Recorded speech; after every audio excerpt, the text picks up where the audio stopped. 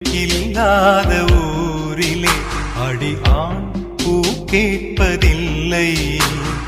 பெண் இல்லாத ஊரிலே கொடிதான் பூ பூப்பதில்லை.